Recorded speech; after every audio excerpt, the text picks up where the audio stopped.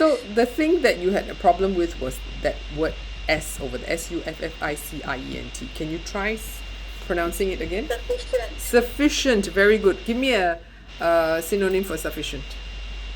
Starts with letter E. Efficient. Enough. Yes. Sufficient sunlight. Enough sunlight. Okay. Now let's go to the opposite. Antonym. Sufficient. The opposite of sufficient is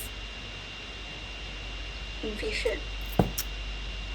insufficient, my dear girl. Sufficient opposite is insufficient, not enough. You come up with all kinds of interesting things, eh? Very cute. Not cute enough. Which all of you are very, very good at doing, eh? Looking at something that is not your book. What we are doing right now. So what is the answer to number 6?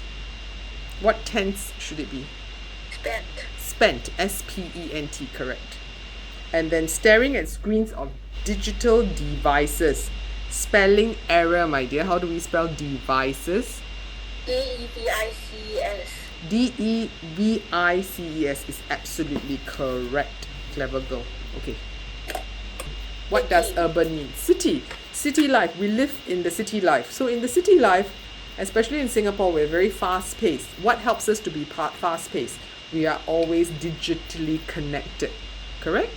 But there must be a fair, how should I say? You must have time spent away from the digital devices so that it doesn't spoil our eye, not just our eye, a lot of other things. That's what they're trying to say. Okay, you understand that clearly, right?